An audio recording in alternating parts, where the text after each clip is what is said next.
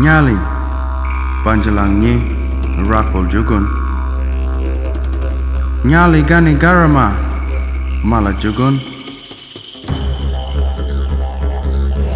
Let's take a moment to remember that our beautiful town of Mullum stands on Bunjalung country.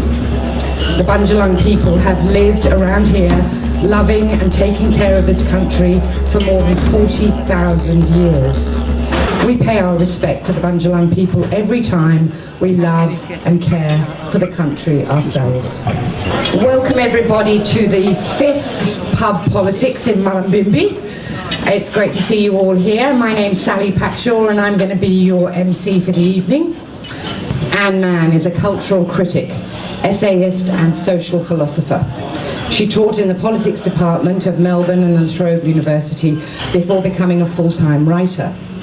A former columnist for The Australian and The Age, Anne now concentrates on cultural problems like loneliness, child abuse, and does political profiles including Nick Xenophon and Stan Grant for The Monthly.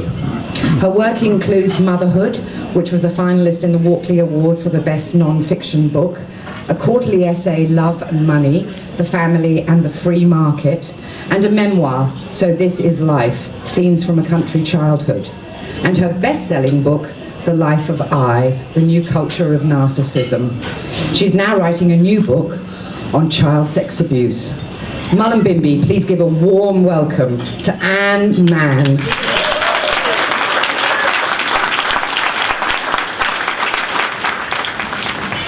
When Norwegian mass killer Anders Breivik finished his killing spree on the island of Utoya, he killed 77 people. When the police tried to photograph him, he refused. He'd already planned for the humiliating possibility of not looking his best after the massacre. He wanted them to use the photoshopped studio images of himself wearing makeup and in powerful poses, holding huge assault rifles that he'd previously posted online, along with his manifesto. The police insisted. They were astonished, however, when Breivik stripped down to his underwear for the photo, and with this sudden kind of grotesque theatricality, turned side on in that, you know, the bodybuilder's pose, and flexed his muscles, you know, as if to say, look at me. And the police were just astonished and scratched their heads and they thought, what have we got? You know, what do we have here? And what they had, as emerged in the trial, was a new kind of narcissistic mass killer.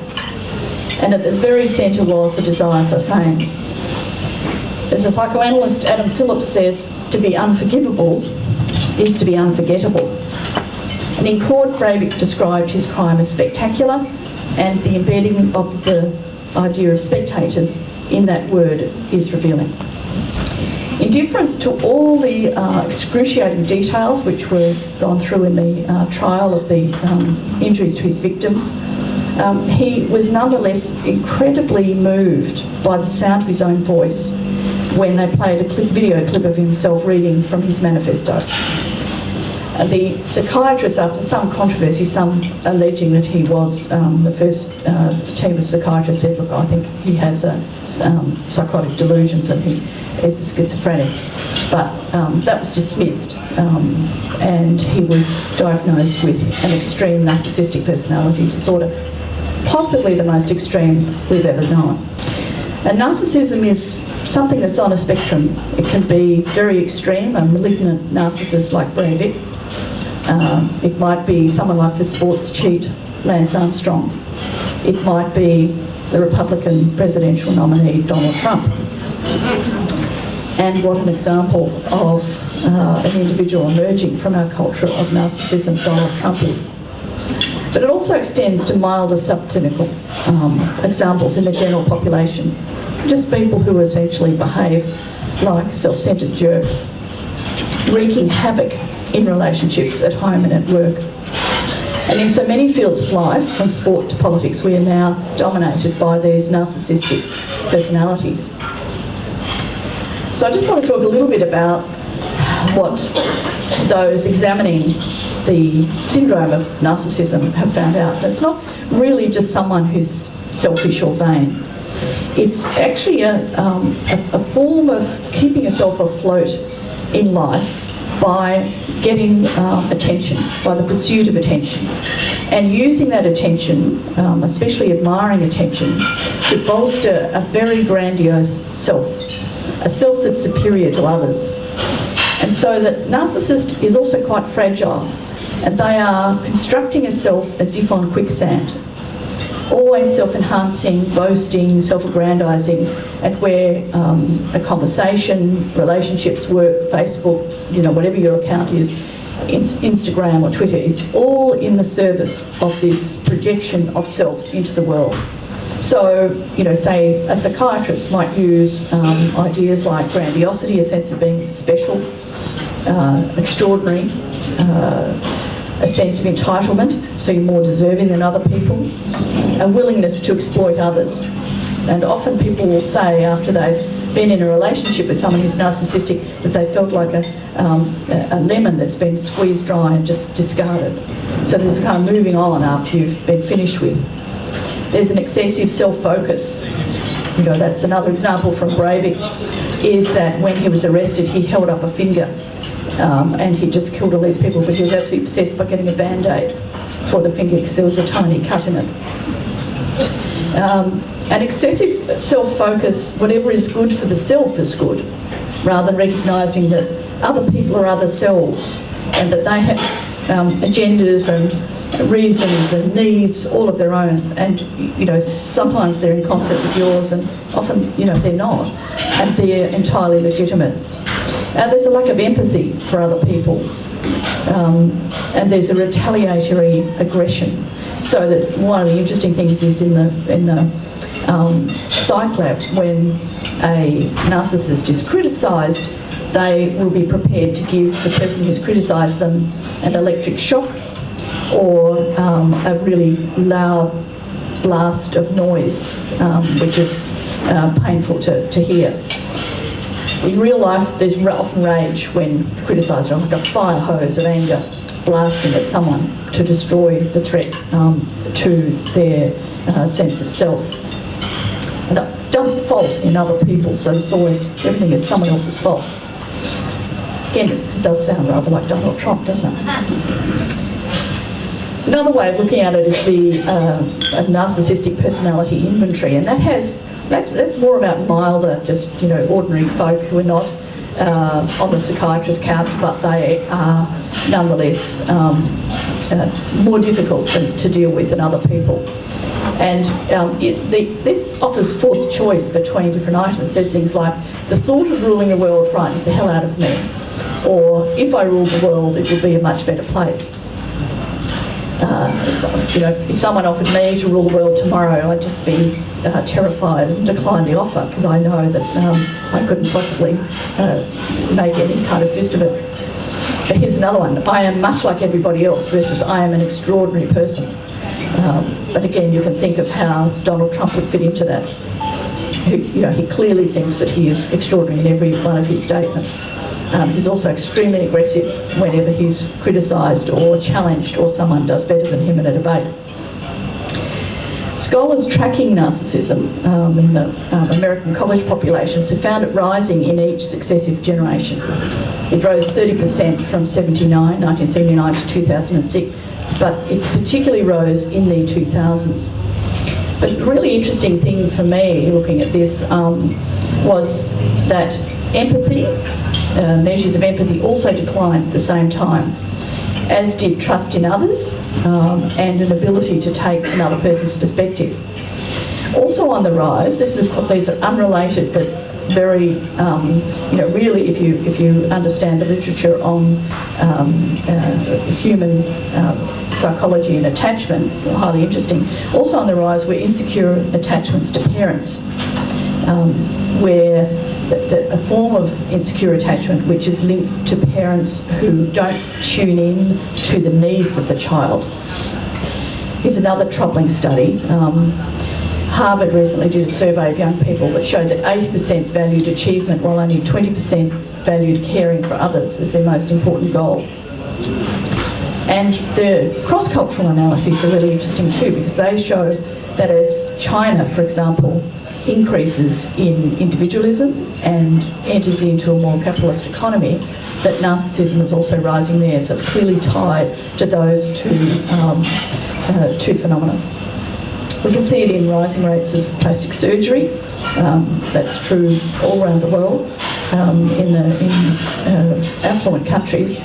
Or you can see it in another really painful fact in the nursing home proprietors who've told me that they have many old people who've never been visited by their adult children. It's a little higher usually among men than women, but women are increasing in their narcissism as measured by the MPI. And it's higher in celebrities. And I have to say, although narcissism in general is quite an unpleasant syndrome, it can actually be rather funny. And I have to tell the story of Kanye West, Kim Kardashian's partner, who, she's just brought out a book a little while ago of selfies, and her husband, who found that the rather plain word star not quite enough, so he calls himself a megastar. He described himself, he said, "People get mad at me saying I'm a creative genius, but it's just obvious. It's like factual. I would write creative genius when I go through the airport. I would put that on the customs forms where you put your title, except for 2 reasons. It takes too long to write, and sometimes I spell the word genius wrong." Let's see another aspect of narcissism, which is hubris. So narcissism is when the balance of the rights of the self and the other is distorted. It's not just, all of us can be narcissistic in a moment or have aspects of narcissism, but this is in a pattern like a gear jammed on the setting self. Karl Ove Knausgaard, who wrote that wonderful 6-volume account of his life, he says he's narcissistic himself, but he spoke about Breivik as full to the brim with self, and I thought that was a really nice description. I don't know if you've had conversations like this, but I had met someone who was an old friend, and I was really looking forward to seeing her. I hadn't seen her for 5 years, and we went to the art gallery together in Melbourne, and 5 hours later I'd heard every success, every house that they'd bought, and there's quite a lot of them. I'd heard about rubbing shoulders with nobility. It was actually a phrase which was used. And she had not asked me a question about myself, and if I ever raised anything, it used as a means to go straight back to herself. So you probably know that joke about being at lunch and sort of enough about me. What do you think about me? And you probably all met people like that. They're difficult people to fall in love with because they always keep the upper hand, and they're more likely to cheat, it's been shown. They operate on the principle that those who show the least interest have the most power. One of the leading researchers into the field, Keith Campbell, had actually written a book which I didn't know how useful it might be, but I told a couple of friends I had. It was called When You Love a Man Who Loves Himself.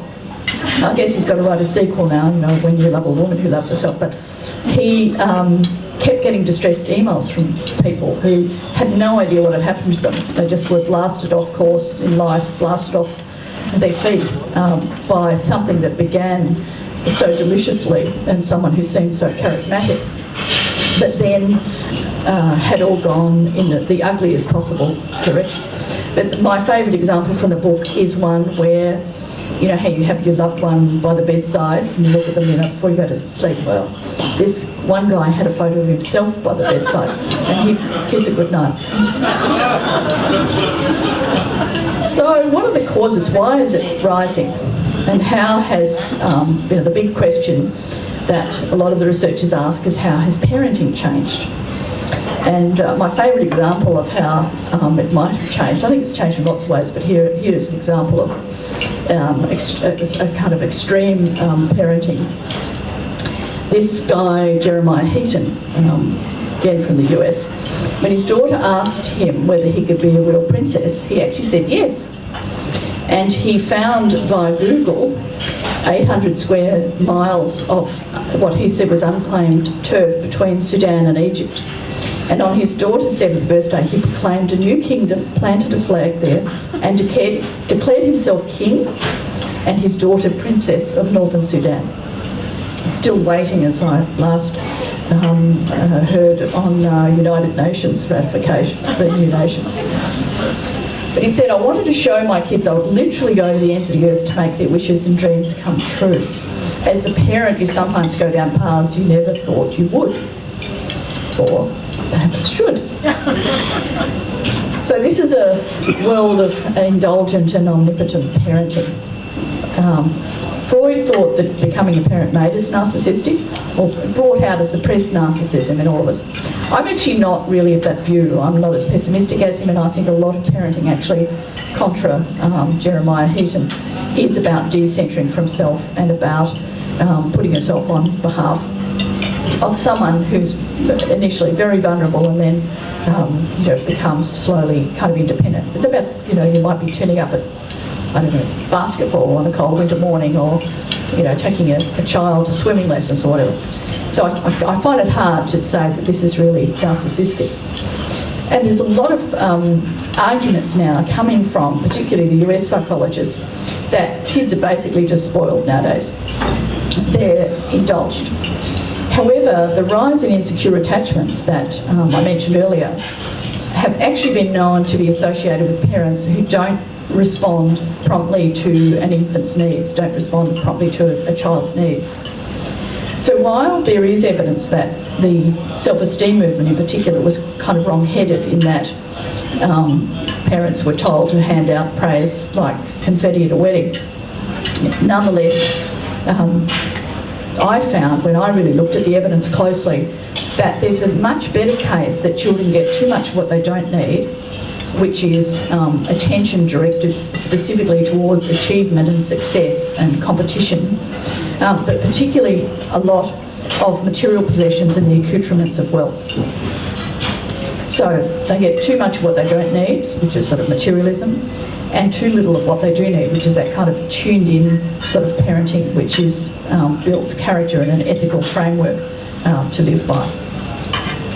But my criticism of the arguments about parenting rests even more on the fact that it all brings it down to the individual. And my talk is about narcissism, the new culture of narcissism and neoliberalism. And I don't think you can separate the individual or parenting and cultural practices from the larger economic context in which it occurs. In fact, I think there's a whole cultural and social ecology which comes with each kind of economy.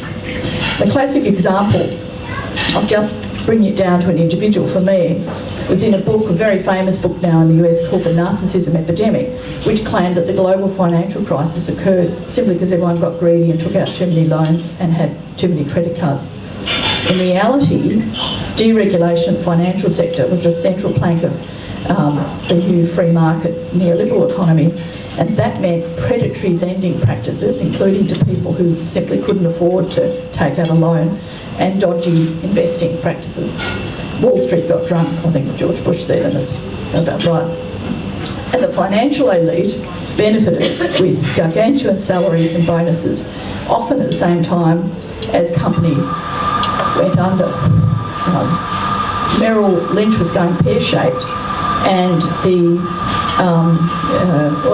CEO actually was redesigning his office, buying $90,000 rugs and incredibly expensive desk chairs, so sort of like the Titanic, and not so much rearranging the deck chairs, but having a makeover. So I am much more attracted to Christopher Lash's idea in his really classic early work called The Culture of Narcissism, which said that the prevailing culture can bring out narcissism in all of us. And while America's at the top of a rather ignoble League of Nations when it comes to rising narcissism, it's obviously going elsewhere too. To take one of the aspects I mentioned earlier, this kind of selfish individualism, I want to use the words of the best-selling author Ayn Rand. And she actually wrote a book called The Virtue of Selfishness, which I found remarkable that you could even have a book with that title, but nonetheless she did. And I'm quoting from it now. She said, "I am done with the monster of we. Now I see the face of God, and I raise this God over the earth. This God will grant them joy and peace and pride. This God, this one word, I." Now she began as a kind of marginal crank, but the really interesting thing is that when neoliberalism took over as a central idea, which took especially Anglo-American countries, Australia, America, Britain, but it affected greatly parts of Europe as well. She really moved, a lot of her philosophies and ideas moved centre stage. One was she was really a radical proponent of a kind of selfish individualism. She was against altruism. She thought it was a kind of evil. In 1981, she delivered a lecture called The Sanction of the Victims. And the victims she's speaking about are wealthy businessmen, who she regarded as the most oppressed group in America, oppressed by state regulation. And in the new economy, inequality has grown. We've modified it slightly in Australia, but nonetheless it's grown here, but particularly elsewhere. So during the 1950s, for example, CEOs earned about 25 to 30 times what their employees did. While the neoliberal era was between 300 and 500 times as much. The three richest men in the world, like Bill Gates, were worth as much as the poorest 600 million. So it's a much more unequal society. But it's based on the idea that inequality doesn't matter because a rising tide lifts all boats. I'm sure you've heard of that. And that just rewards go to hardworking and talented people. And Ayn Rand's idea in her famous novel Atlas Shrugged was of people she called the producers and the parasites. And actually we've heard a version of this when Joe Hockey delivered his budget, which delivered to the rich while hurting the disadvantaged. And he invoked the idea of lifters and leaners, and it had overtones of Ayn Rand. That is, that some people lean on the public purse and other people are lifters. So it's a different way of looking at people who are disadvantaged or vulnerable. And also a different way of looking at those who are wealthy. And when he gave a speech on the age of entitlement and how it had to come to an end, he didn't mean big corporations who avoid tax. He didn't mean the sense of entitlement of fossil fuel companies who are subsidised by the government. The use of the word entitlement is always about people who are at the bottom of the economic heap, those on government benefits, sole parents, people on the disability pension and so on. With respect to inequality, one of the things that is really interesting is for a long time there's been fading the idea that it matters. And yet there's a lot of work showing that happiest nations actually have less disparity between those who are wealthiest and those who are at the bottom of the economic pile. There's less inequality. Moreover, there's some really, I think, fascinating new work on wealth and narcissism. So that overall, the new economy has brought a lot of wealth, particularly wealth that's gone into consumption. But this new research shows that wealth can actually create narcissism in people, and very quickly. So here's what some of the findings are. This psychologist, Paul Piff, is blunt enough to call it actually the asshole effect. He's American, but the asshole effect. Now, it's not as extreme as Breivik, okay? It's a milder variant, but it's still really important. So as we start thinking about lifters and leaners, or the richest 1% of Australians who now own the same wealth as the bottom 60%, or as a very wealthy society we cut foreign aid, or declare a need for austerity at the same time as offering big business tax cuts. It's interesting that Piff found that as people grow wealthier, they are more likely to feel entitled, to become meaner, to be more likely to exploit others and even to cheat. Piff conducted a series of experiments like watching cars at crossroads. And he found that if they were in a late model expensive car, they were 4 times more likely to cut off drivers sputtering along in an old car. Now I can vouch for that. I've usually been the person in the old block. As a pedestrian looking, left and right, you need to look at the car bearing down on you. Drivers of high status vehicles were 3 times as likely to fail to yield to pedestrians. And in contrast, all the drivers of the least expensive type of car gave way to pedestrians. So in their lab, the richest students were more likely to consider stealing or benefiting from things to which they were not entitled, which included lollies meant for children in a lab next door. So fascinated by all these results, they looked at what created the impulses to bad behaviour. And it turned out that really the central thing was a feeling of entitlement. And even being primed, just by using certain words, making you feel that you were wealthy, well off and rather better than other people, people very quickly started to feel superior to everyone else and more deserving. So that sense of entitlement led to the obnoxious behaviour. In fact, it was very fast and happened in quite ordinary people. As quickly as playing a game of Monopoly. There's one absolutely fantastic and very funny experiment he ran where he gave one player $2,000 to start the game and another $200 every time he went past go. And another player, we'll call them Joe and Bill for reasons of distinguishing between them. So Bill only got $1,000 and $100 when he passed go.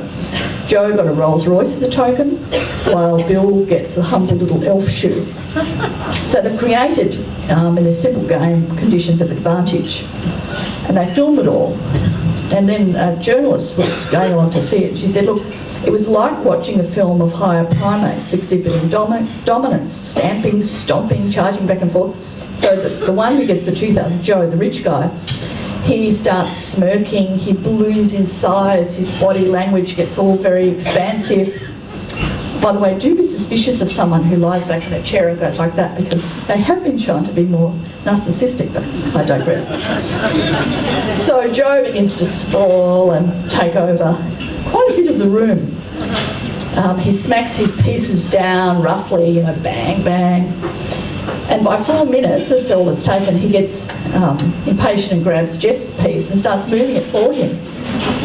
By the game's end, he's all business and he's really cold and he's, finishing him off. Well, it's only a game, except that they've found also that a sense of entitlement is often true of people who are in real life better off, and that wealthier people were more likely to agree with statements like, I honestly feel I'm just more deserving than other people, and place themselves higher on a self-assessed class ladder. When they were told how they were going to have their photograph taken, they rushed to the mirror more than those who were not well off. And when asked to draw circles representing themselves, they drew a huge one for themselves and a kind of little itty-bitty one for other people. And if you think of yourself larger than life and bigger and more important, then it's not surprising that your behaviour will start to follow suit. And this, Piff says, goes way beyond the individual to noxious social attitudes, like being punitive towards the poor, for example, while living the because I'm worth it lifestyle. As the society becomes wealthier, then it can get more narcissistic, less empathetic, and unwilling to look after the vulnerable. So, for example, the majority of Republicans in a recent poll said they thought the poor in America had it easy. The central plank of Malcolm Turnbull's election campaign is tax cuts for big corporate. Greater feelings of entitlement can lead to a tax revolt by the upper classes. It's the logic of I've earned it, it's mine, why should I have to use my hard-earned cash for those inferior scroungers, the poor? So the danger is that as a society becomes wealthier, it cultivates attitudes which are against redistribution and for privilege, notwithstanding a lot of philanthropists like Bill Gates. Nonetheless, you will find that the research shows that wealthiest postcodes in America gave least. And I was told by a head of a very important charity here that they are far more likely to get donations from Frankston, which is a very poor Melbourne suburb, than Toorak, which is a really wealthy one. However, the qualities are not really set in concrete, because it was also found that people could respond by simply being primed by images of a child in poverty. They could be primed to be much more empathetic than they were. So we're not really talking about Breivik, who is already in a state of a rigid personality disorder of a very extreme kind. We're talking about ordinary folk who could go this way or that, but who could also be led or encouraged to draw out much more generous and altruistic, empathetic responses.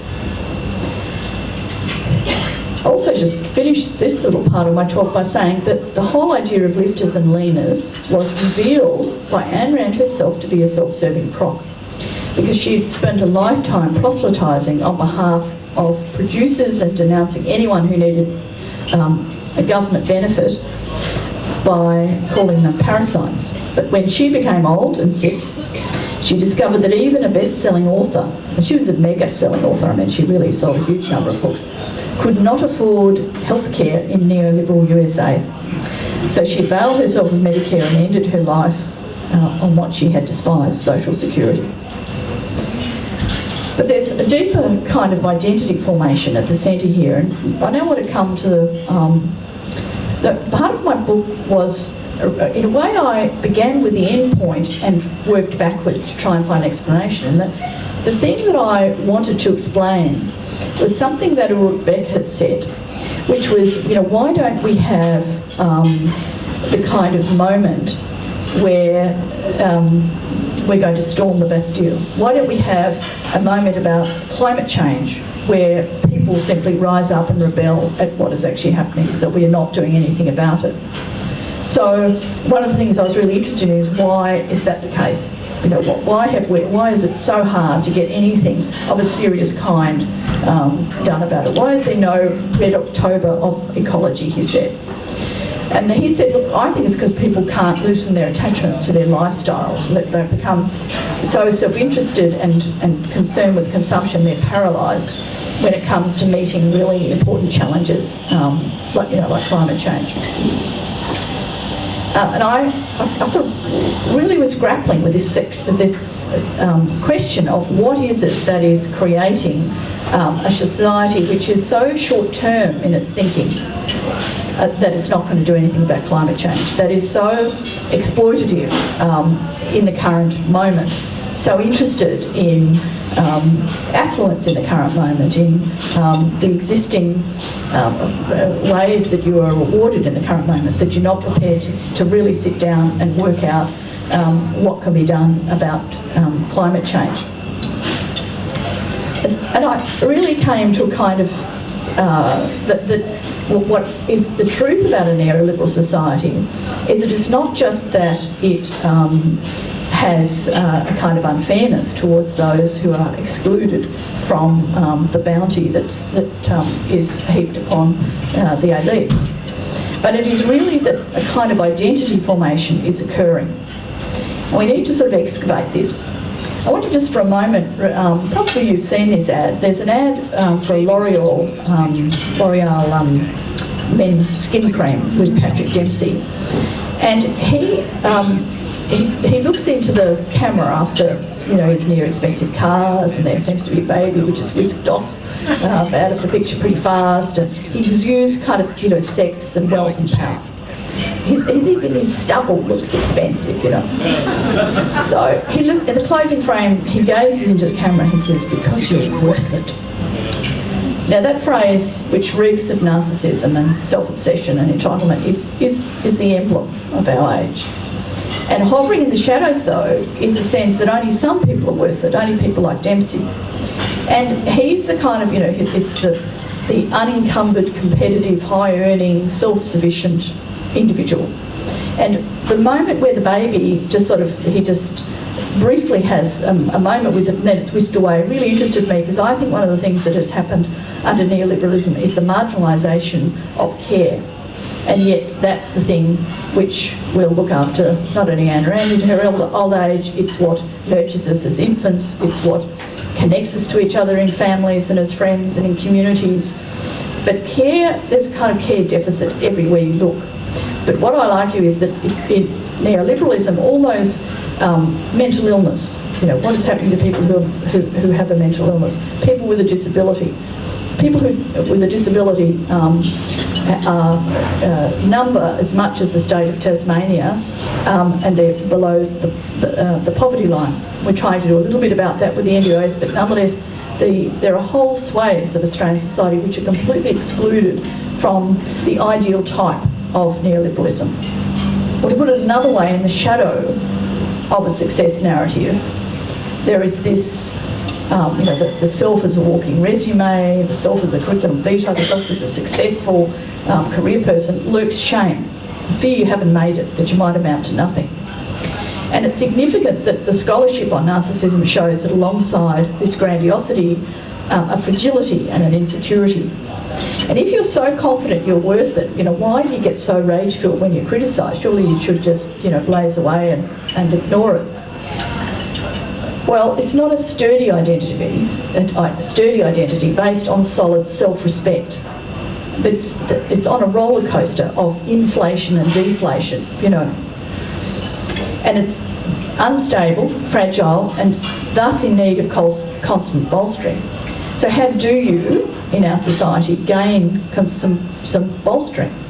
Well, one way is by consuming, by adopting the idea of the perfectibility of the self through one's possessions, through material things, or even through one's physical being, such that you have these makeovers, where you even have programs about plastic surgery makeovers, where the person's sort of worked on, they have nips and tucks and pin tucks, and they emerge as if from the chrysalis, newly shining and wrinkle-free, or have a made-over house. And at the end, there's this moment of theatre where everybody is kind of screaming, oh my God, as they emerge, and they're this newly made-over person, and it's kind of only taken an afternoon. And the deity is consumption. That's what's being worshipped. And it's interesting to see advertisers who are very astute readers of a culture's pulse increasingly using narcissism to sell products. So I don't know if you remember that really irritating ad for a car where the woman says, I'm texting, typing, LONing, OMG. Do you remember that one? Anyway, it's an ad that was playing for a long time, but it's all about her identity. I wear a skirt, I wear the pants, I wear heels and I wear them out. I'm texting, typing, LOLing, OMGing, I'm digitally in touch, but not retouched. She says, I'm a storytelling, canteen, helping, fundraising, muffin making, party going, yoga lover. But it's actually not about her, it's actually about the car, and it's a little Kia car. But it didn't list any qualities of the car, it listed only qualities of her identity. So the point I'm making there is, it's like Naomi Klein's logo, this extremely clever tying of the successful identity. In this one, she's moving, she's digitally in touch but not retouched, so there's a sense of her being busy, and busy is another boast. We all have to boast that we're busy now. How are you busy? People don't even say, how are you? They say, how are you busy? And busyness is to distinguish you, a successful person, from those who are not busy, the unemployed, people who are caring for others, down the bottom of the pile of respect. Now, without rising narcissism, such a ploy might fall on deaf ears. And again, a lot of the new research has shown a really clear link between narcissism and consumption. And consumption is not just a matter of us feeling a vague unease about people being hooked on consumption. Consumption means a big carbon footprint. A high-consuming family, a high-consuming person is leaving a big carbon footprint. A lot of overseas travel leaves a big carbon footprint. But this new business strategy of tying an identity that you're unwilling to give up has been shown that the higher a person is on narcissism, the more orientated to high-status brand names they'll be. They are, not everyone's, equally susceptible. Probably a lot of people in this room have turned away from all of that. But the particular type of self that's likely to be enhanced by conspicuous consumption is the narcissistic self. And it's a very potent form of self-enhancement. That's to have the Mercedes or whatever it is, bolsters a grandiose self-image. So narcissists who are on this roller coaster of pride and shame are more susceptible to that competitive nature of consumption. And they don't have a kind of sturdy ego which can withstand the realisation that it's just the case that some people might have more, and that's not an issue, it's not a problem. And just as aggression in narcissists can be triggered in the lab, then it can be triggered in the real world and lead to a shopping spree. So often when people are shown to feel more fragile, when people focus on their sadness, for example, they'll spend higher amounts of money on a product. There's self-doubt and insecurity when that's shown to be present, will actually predict materialism. And so these high-status products consumption has a kind of reparative effect on the self. When people would say, I wish I feel more certain of my strengths and weaknesses, they were also more likely to be materialistic or say, yes, buying things gives me a lot of pleasure, or it says a lot about how well I'm doing in life. So it's seen as a kind of verdict on their life.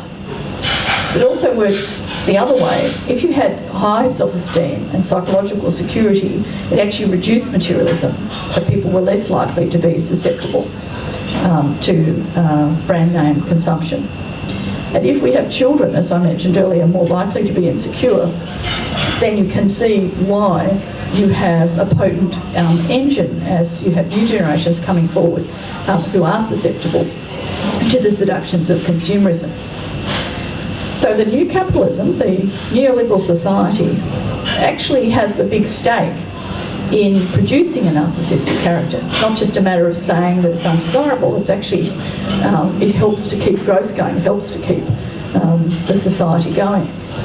And being narcissistic in a society, for example, where you enter a workplace where you have fewer people doing the same job that was done by more people in the past, or if you are overworked, if you're in full-time employment, or alternatively if you have insecure employment and you're part of what you might call the precariat, you know, keeping several part-time jobs together, but not being secure in any of them, and none of them really providing enough to keep body and soul together, then you can see why people might feel defensive, might feel vulnerable, might feel the need to bolster themselves, and why they might be attracted to this because I'm worth it kind of lifestyle. And that really seems to me, I've got a great deal more to say about this in the book I wrote, but when people are primed to think about an extrinsic identity, which means essentially things of materialism, competition, success, all of the things of sort of external reward, they are much more willing to leave a big carbon footprint. They're more indifferent to the environment. When they are encouraged to think of things like, and words are used like value, community, empathy, kindness, love, all those words from the relational world, the world of nurture, world of care, they are much more willing to do something about climate change and much more unwilling to have a big carbon footprint. So the ways in which things are framed in our society really matter, because if we're going to do something about climate change, then we have to ask ourselves whether we're going to be continuing as a society to be like that. You know, you probably all know the Greek myth of Narcissus who's staring into the lily pond. You know, the consumer society has provided us with the lily pond to reflect us back as glittering and larger than we really are. So whether or not we're going to go on doing that and just all the way to disaster, or whether or not we are able to find the ground on which to stand, to resist the society, everything from the selfie to conspicuous consumption, and turn towards those values, which the irony is show that is much more likely to lead to happiness. So an unequal society does not lead overall to a happier society. A society where narcissism is rampant, a world of sharp elbows, shoving each other out of the way, does not lead to happiness. The values of care and nurture, connection, community, all of those things are so well grounded in showing, the research is so well grounded in showing that those kinds of values actually lead to better health, to better mental health, to better, to better outcomes for everyone. So whether we'll turn towards the values of altruism and generosity and care for each other and the planet. Thank you.